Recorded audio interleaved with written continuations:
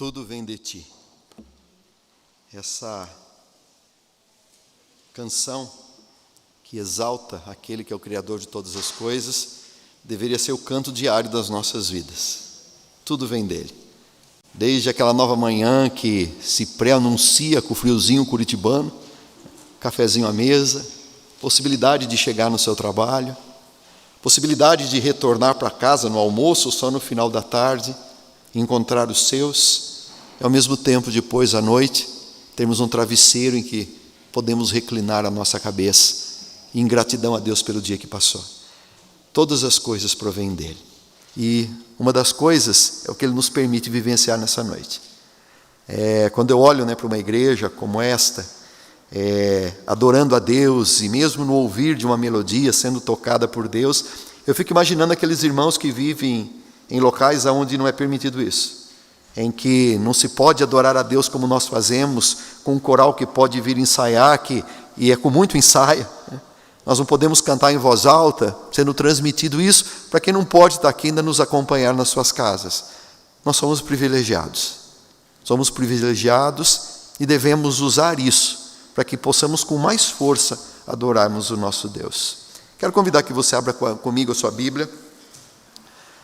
João capítulo 6, Evangelho de João capítulo 6, versos de 1 a 15. E assim nos diz a palavra do Senhor. Depois dessas coisas, atravessou Jesus o mar da Galileia, que é o de Tiberíades, seguiu numerosa multidão, porque tinham visto os sinais que ele fazia na cura dos enfermos. Então subiu Jesus no monte, assentando-se ali com seus discípulos.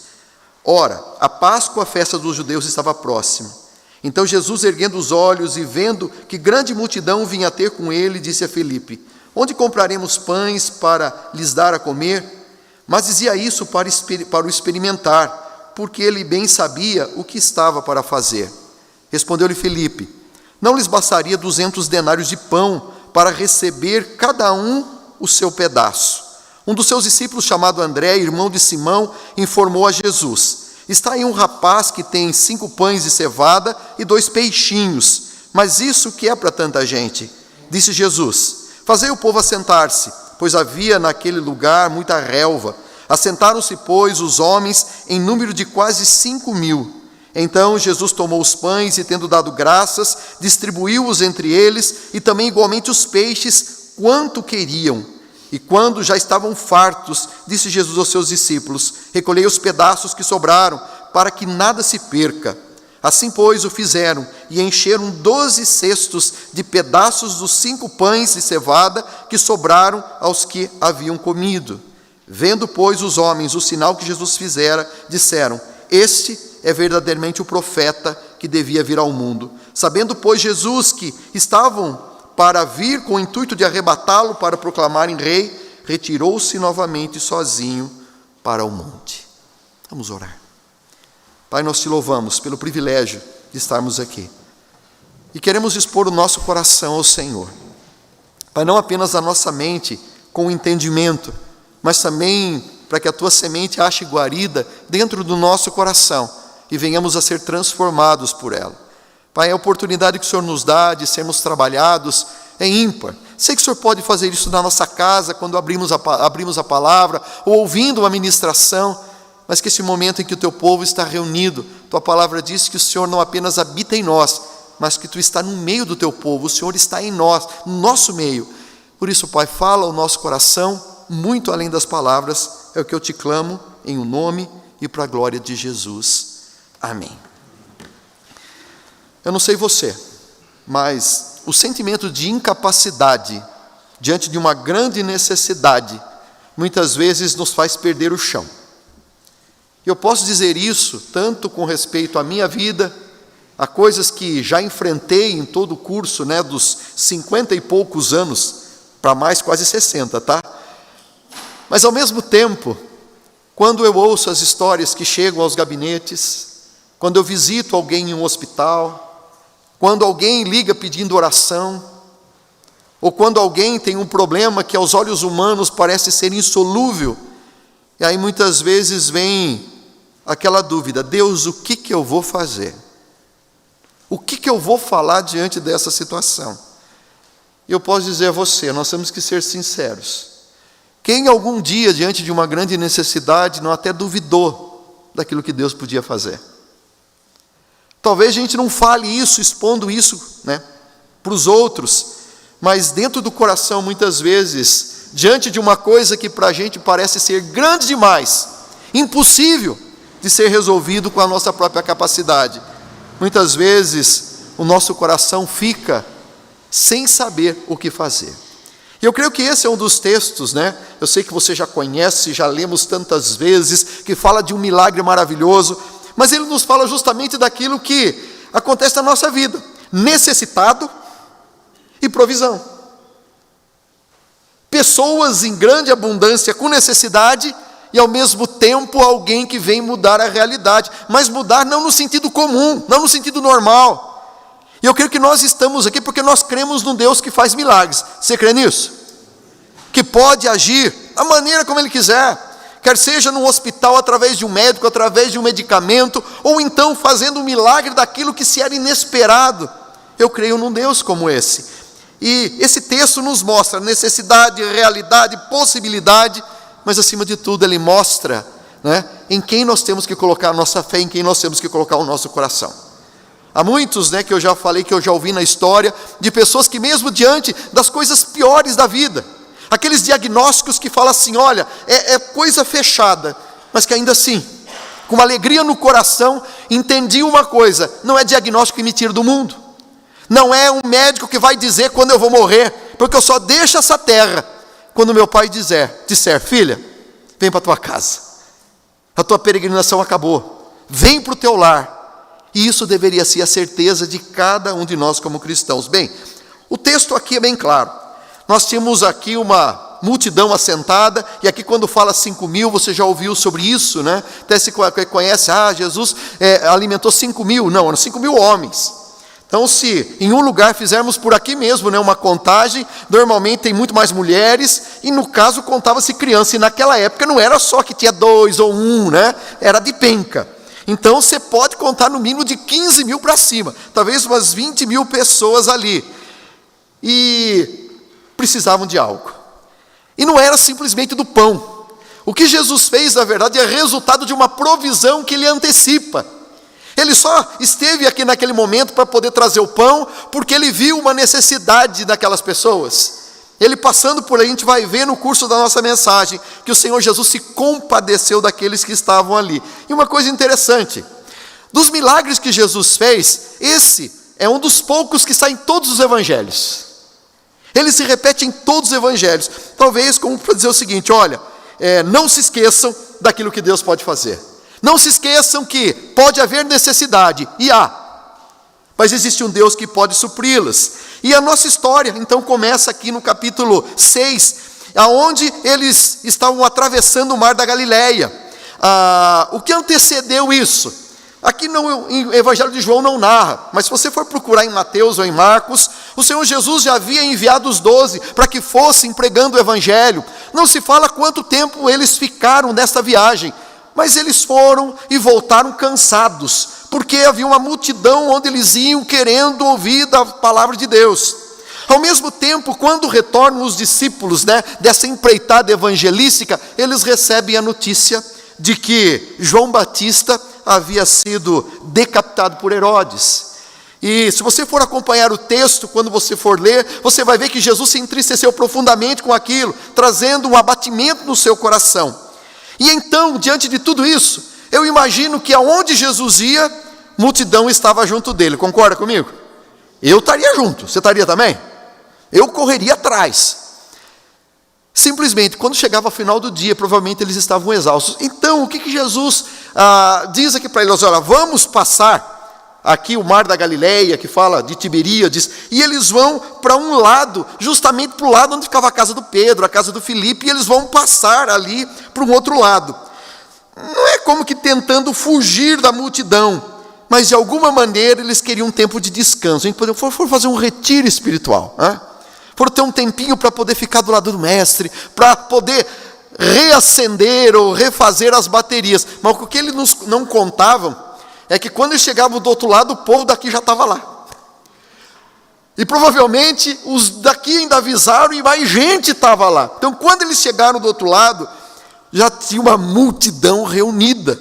E então, mais uma vez, o Senhor Jesus se achega àqueles, olha para eles e diz que o seu coração ficou com carinho, com amor, e viu-os como necessitados e passou a ensiná-los. O Senhor Jesus assim fazia, e não importa aquilo que ele tivesse diante dele, ele tinha algo a ensinar para aquelas pessoas, e ali o tempo passa. As pessoas que estavam ali não sabiam exatamente o que procuravam. Muitas delas estavam ali porque Jesus havia curado alguém e queriam ver a nova cura. Outros talvez fossem enfermos e estavam ali buscando uma cura. Outros trazendo alguém. Muitos estavam com razões equivocadas ou superficiais. No entanto, Jesus conhecia cada coração, como Ele conhece o meu coração e o seu. Eu não sei exatamente o que fez você estar aqui nessa noite. Eu não sei o que fez com que você se unisse um dia à igreja, mas uma coisa eu sei: Deus está nos trabalhando. Você concorda comigo? A cada dia, Deus está trabalhando nas nossas vidas. E então, o texto continua dizendo que, quando ele viu a numerosa multidão que trazia ali os seus enfermos, fala que Jesus subiu no monte, assentando-se ali com os seus discípulos, e ele começa a ensinar. Em seguida, o João fala assim: era o tempo da Páscoa.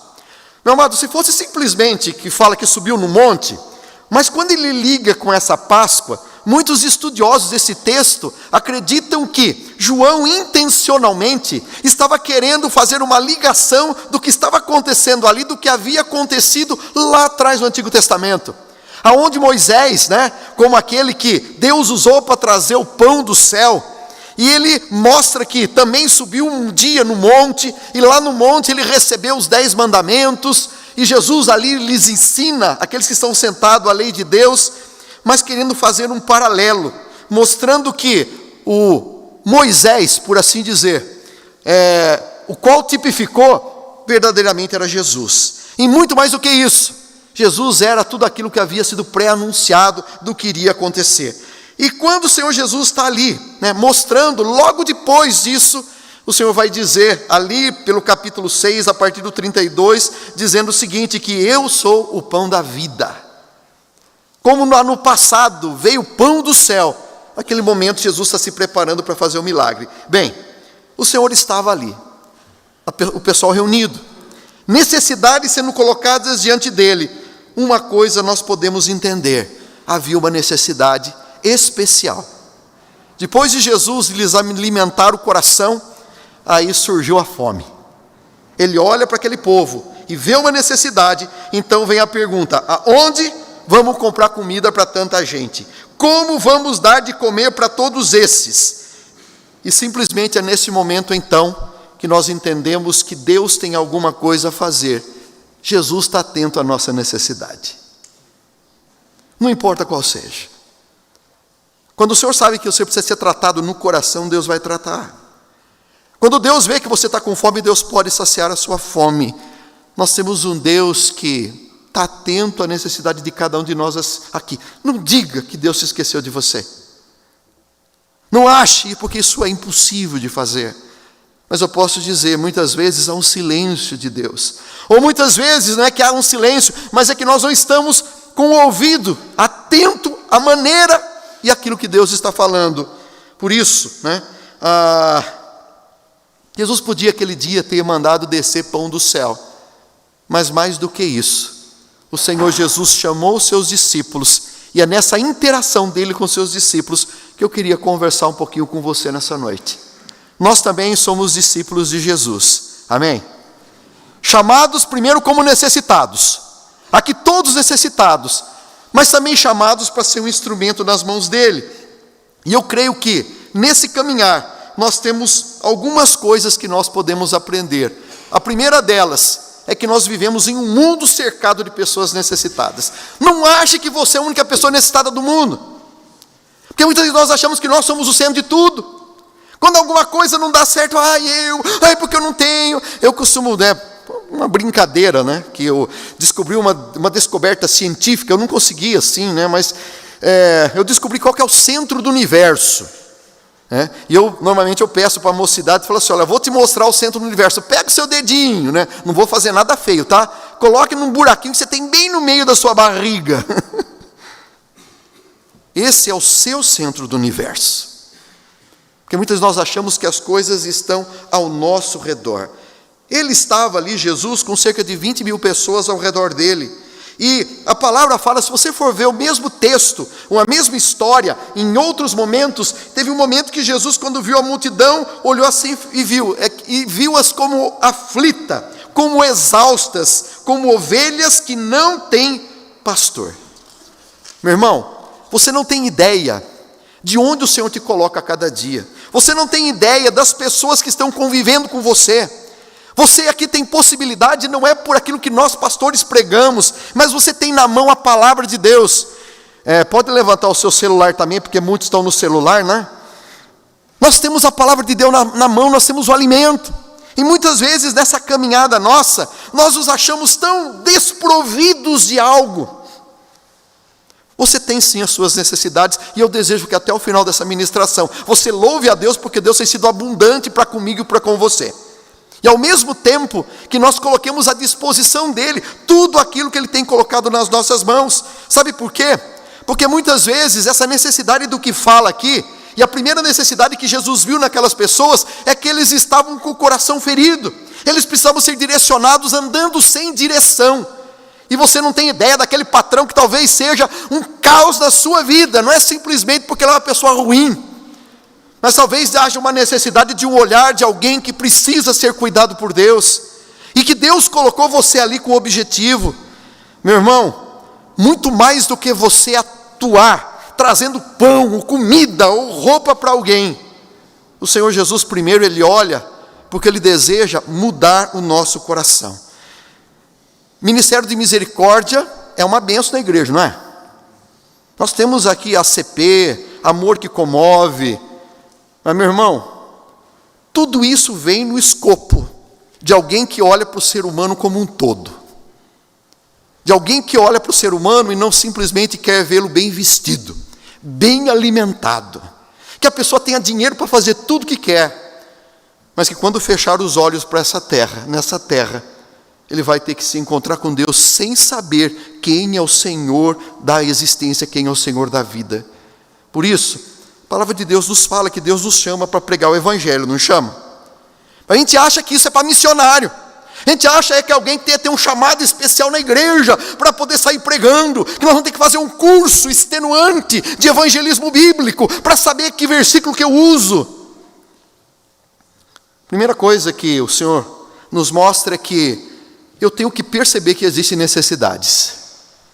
E Ele justamente coloca os seus em os lugares que mais necessitam. Ai, pastor, por que eu estou naquele lugar? Deus precisava de alguém lá.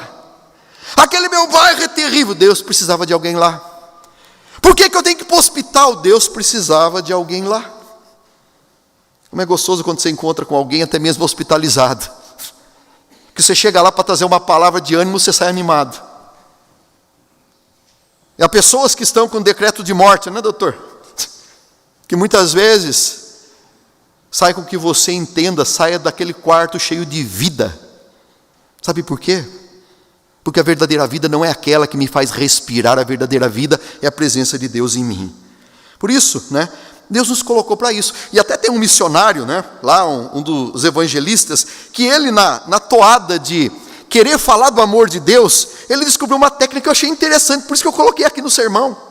Ele falou assim, que quando ele começa a conversar com uma pessoa que fala assim, não, mas eu não preciso de Deus, por que eu preciso de Deus?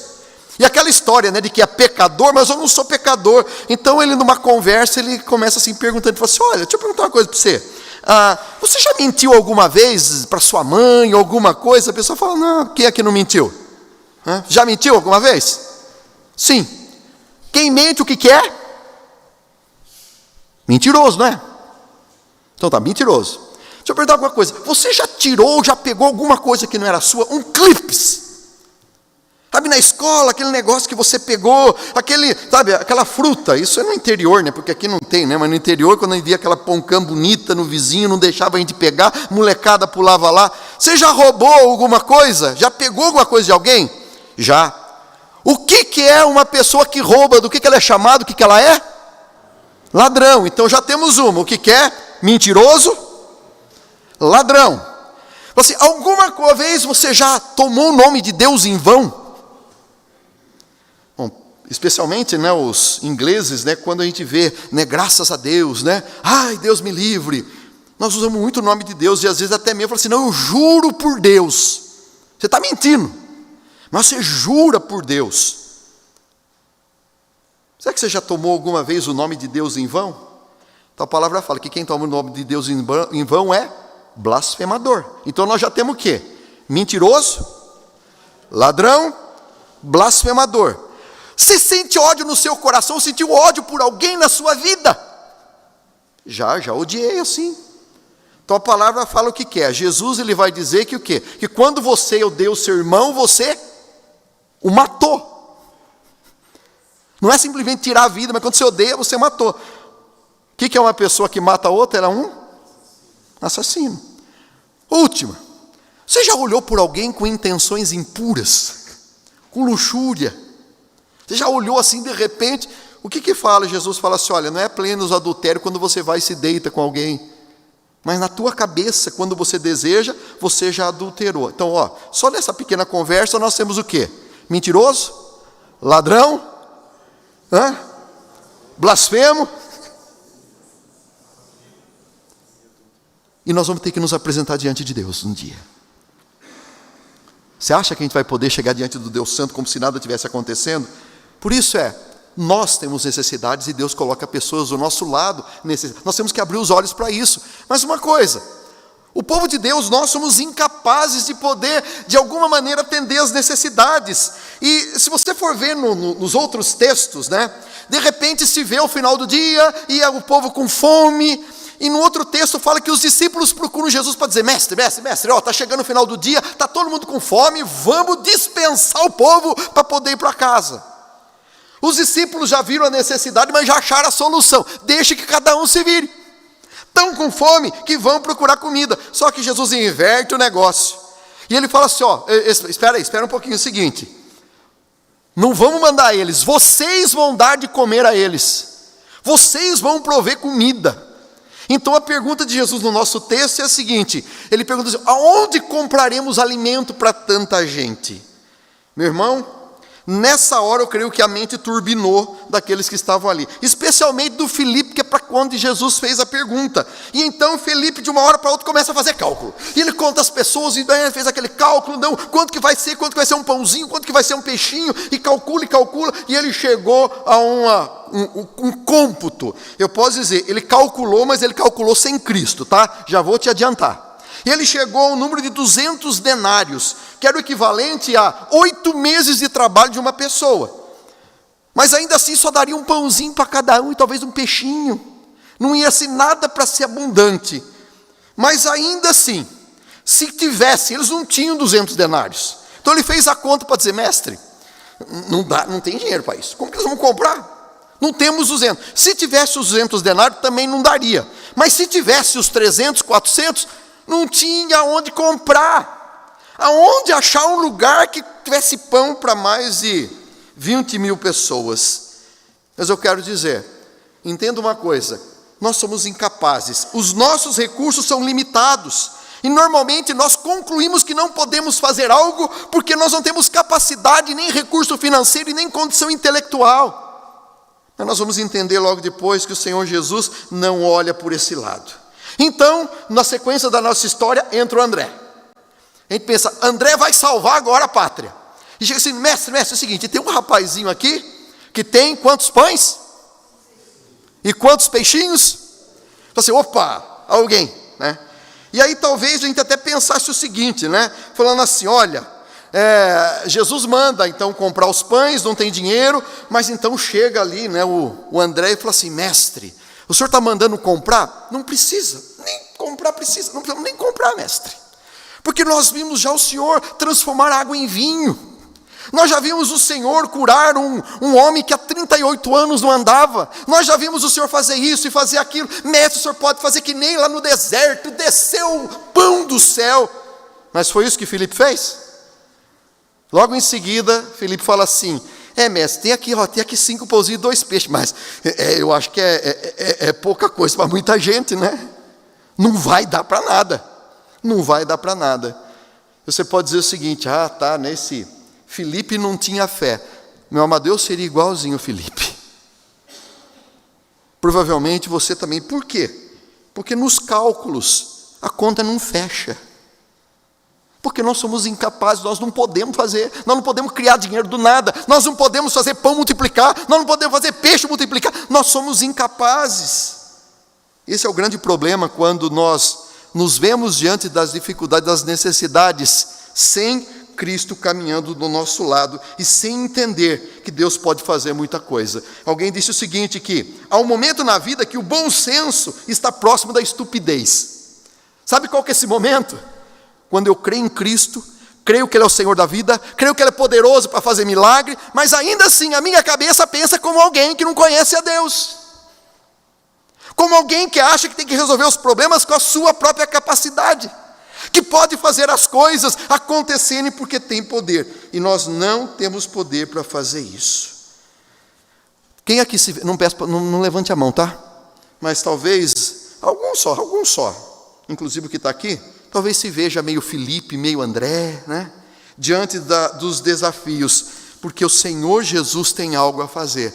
Uma terceira coisa, Jesus Cristo é todo poderoso para satisfazer as esmagadoras necessidades. Jesus pode, não tem necessidade que Cristo não possa intervir. Essa daqui foi um absurdo. Mais de 20 mil pessoas e ele ali pôde fazer algo que fez diferença na vida daqueles que estão ali. Tanto é que no final queriam aclamá-lo o rei. Jesus vazou, não era o tempo. Jeremias 32:17 diz assim: Senhor Deus, eis que fizestes os céus e a terra com todo o teu poder e com teu braço estendido, coisa alguma te é demasiadamente maravilhosa. O finalzinho pode dizer assim: nada é difícil demais para o Senhor. João nos revela aqui nessa história algumas coisas que mostram como o nosso Senhor é suficiente. A primeira delas, que eu queria que você entendesse, é que Cristo está no controle de todas as situações. Diga comigo: Cristo está no controle de todas as situações. Não ache que você está sozinho. Não ache que você está perdido na história. Existe um Deus que cuida de tudo. Você pode ter certeza, né, que quando Jesus pergunta ali para Filipe, né, aonde nós vamos comprar pão para esse povo, não estava querendo colocar ele numa saia justa, ou colocar ele numa situação, porque Jesus sabia que não poderia. No próprio versículo 6, o texto já diz assim, que Jesus pergunta para ele aonde vamos comprar pão, porque Jesus queria experimentá-lo, porque Jesus queria prová-lo. E esse provar não é para envergonhar.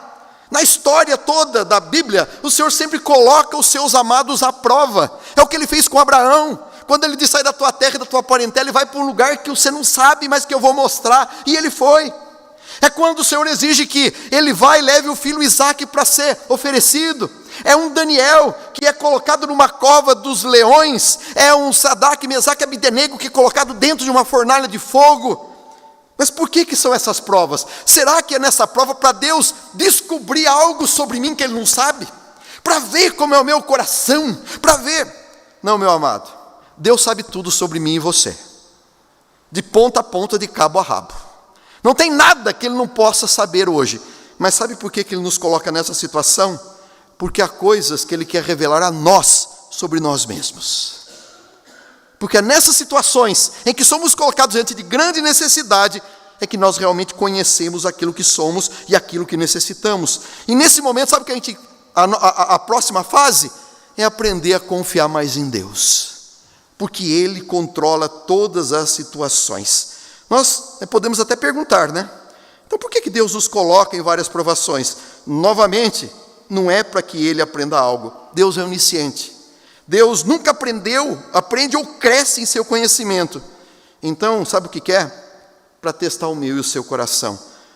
Uma segunda coisa, Cristo está mais preocupado com as pessoas necessitadas do que nós. Meu irmão, desde o começo daqui, talvez os discípulos pensaram assim: gente, tem muita gente aqui, a gente veio para descansar, e o nosso acampamento e o nosso retiro foi por água abaixo. Mas Jesus tira os olhos dos discípulos e olha para a multidão, e o coração deles se aquece e cuida. Quando chega no final do dia, está todo mundo com fome, e os discípulos: mestre, vamos deixar que cada um vá para a sua casa. Mas Jesus olha para eles com compaixão. Muitas vezes, nós estamos tão preocupados com a gente mesmo, com aquilo que a gente pode usufruir, que nós nos esquecemos com quem Deus se preocupa.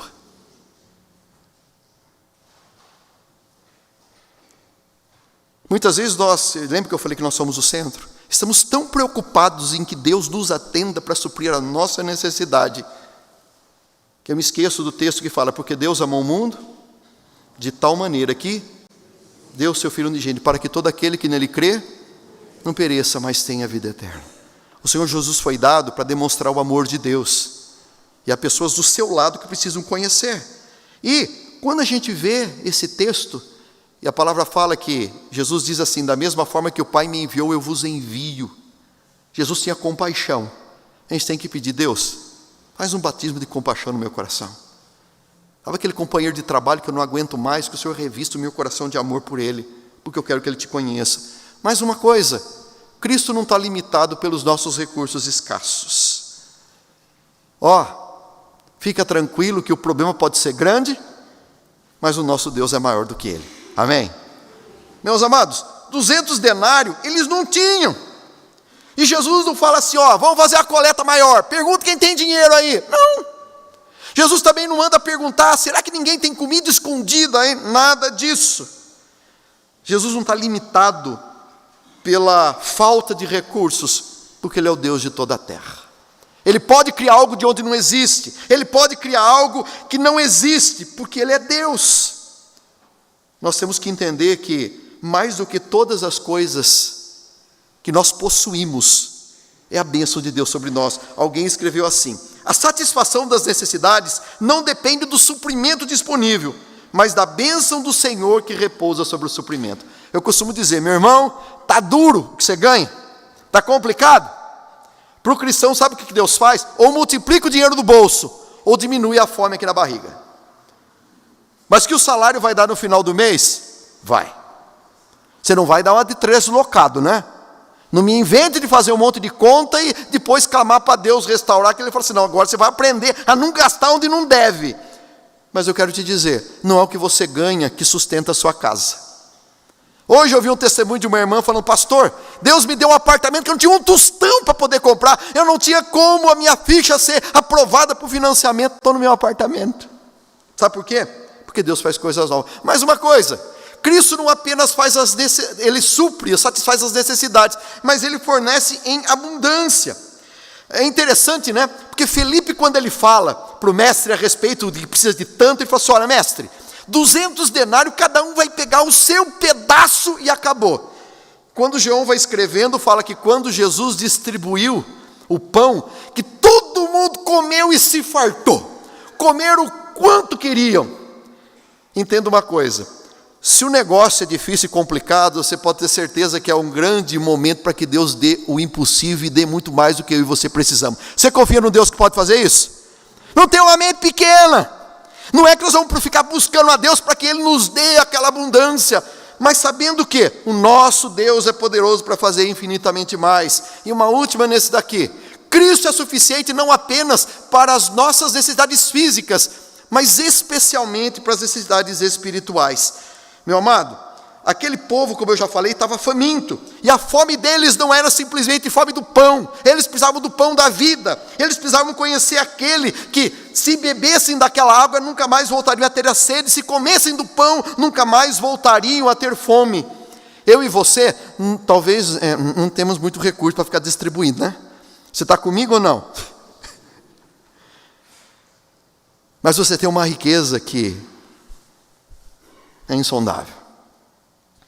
A presença de Cristo em você é alguma coisa que não tem como descrever. As pessoas precisam muito mais do que emprego, do que uma cura física, muito mais do que resolver um problema urgente, precisa de Cristo. Por isso, você que entrou aqui pela primeira vez hoje, talvez, você esteja vindo com o coração em desespero, querendo que o Senhor atue na sua vida. Eu posso te dizer, Deus pode fazer um milagre na sua vida. Mas o maior milagre que Ele pode fazer não é te curar ou te dar um emprego, ou restaurar teu casamento. O grande milagre é que Deus pode fazer morada na sua vida. E a presença dEle faz toda a diferença. E uma última coisa. Cristo atende às necessidades das pessoas, sabe através de quem? Através do seu povo incapaz, que Ele entrega os recursos insuficientes. Sabe o que Deus, na imensa sabedoria dEle? Jesus podia simplesmente fazer tudo Ele. A parte difícil ficou com Ele, não ficou? Mas Ele convidou os discípulos a fazer parte daquilo. Por isso, entenda uma coisa. Cristo, Ele usa pessoas para atender necessidades das pessoas. Foi o que Ele fez. Falou assim, vem aqui, Felipe. O que você acha que a gente pode fazer para dar pão para esse povo? E chega o André, mestre, tem aqui 2 pães. Que bom, André. Não.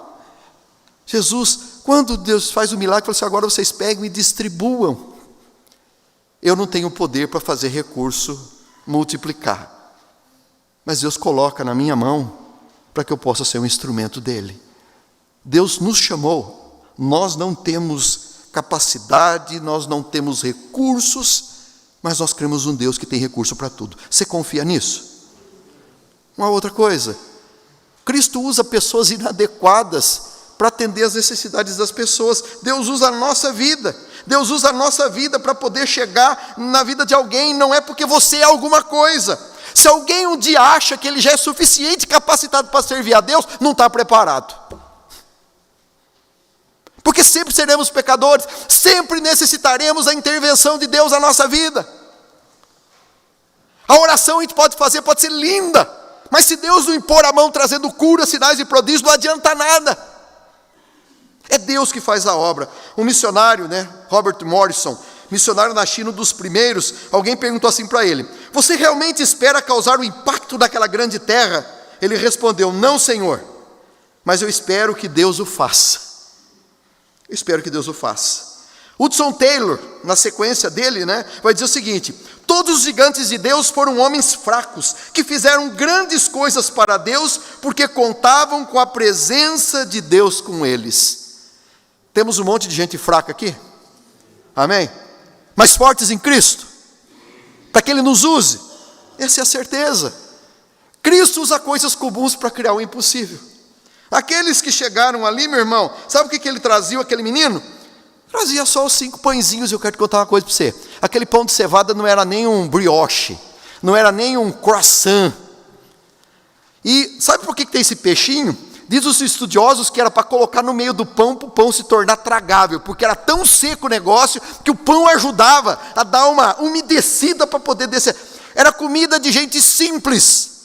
E Deus pega aquilo. Deus pega aquilo e faz com que aquilo se torne algo que chega no coração de todos. E aquilo que era tão simples, foi aceito por Cristo, foi abençoado por Cristo, foi multiplicado por Cristo, foi utilizado para que uma multidão fosse alimentada. E mais do que tudo, o próprio Senhor do universo comeu daquele pão tão simples que foi entregue por aquele menino. Deus pode criar de coisas tão pequenas, grandes milagres. Mas eu tenho pouca coisa, eu não tenho muito conhecimento, eu não tenho isso. Meu amado, confie no Deus que te chamou. Amém? Não fique dependendo do que Deus pode te dar, mas use o que Deus te deu, para que Ele possa te usar e fazer de você uma bênção.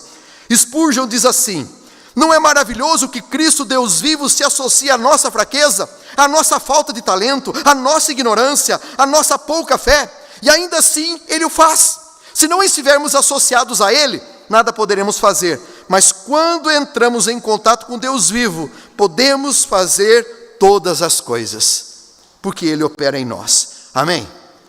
Está acabando.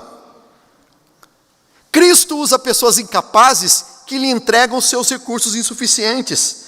Meu amado, era o pouco, mas foi aquilo que Deus fez. E Ele usa essas poucas coisas, sabe para quê? Para que possa fazer com que o nome dele seja conhecido. Deus não quer que a gente tenha mão fechada, mas Ele pode usar os recursos de quem tinha os 200 denários. Mas aquele menino tinha aqueles poucos pãezinhos. Então, nunca ache que é pouco. Cristo usa pessoas incapazes. Sabe por quê? Porque Ele sabe que você não tem nada, para que a glória não seja sua, mas dele. A gente ouve falar muita gente em esgotamento, né? Pessoas estão vivendo um esgotamento. Há muitos pastores e missionários esgotados. Sabe por quê? Porque muitas vezes estão tentando fazer toda a sua luta baseada na sua própria força e não na força de Deus. Para concluir, meu irmão, quando Cristo usa você para atender a necessidade dos outros, Ele sempre fornece uma cesta cheia de sobras para as suas necessidades. Buscai, pois, em primeiro lugar o reino de Deus e todas. Tinha quantos discípulos? Quantos cestos sobraram? Não sei se foi exatamente para isso, mas para dizer o seguinte, olha, aquele menino podia estar pensando assim, gente, para mim comer dá. Se eu der esse pão, vou ficar a comer o quê? O pouco que ele tinha, o mestre comeu, uma multidão comeu, e ele teve de sobra. Por isso, meu amado, para que você pense e leve para casa isso. Se você não provou do pão vivo, Cristo está nesse lugar. Mais do que uma necessidade, é Cristo nas nossas vidas. Cristo, Ele não veio para nos dar pão, Ele é o pão da vida. Aqueles que vão participar da ceia, para dizer o seguinte, Cristo habita em mim. Eu não sirvo a Ele porque Ele está me dando tudo o que eu quero. Ele não está fazendo todas as minhas vontades. Eu sirvo a Ele porque Ele me comprou por um preço alto. Ele é o pão na minha vida. O Senhor Jesus, Ele não veio para ser útil, mas Ele veio para ser o precioso. Ele não veio para simplesmente ser o gênio da lâmpada mágica para cumprir os desejos e sonhos do meu coração. Mas Ele veio para fazer com que o meu desejo seja para Ele. Para que Deus seja o centro da minha vida. E uma última coisa, você já entregou sua vida a Cristo? Então você também tem que entregar aquilo que você tem. Pode ser pouco, mas o pouco que você tem, Deus pode usar para fazer um grande milagre. Deus tem poder para mudar as coisas. Sabe por quê? Porque Ele está atento à sua necessidade. E Ele tem um jeito dele agir. E a resposta, sabe de onde pode vir? De você. Que Deus nos abençoe. Vamos estar, pois, passando para um momento em que celebraremos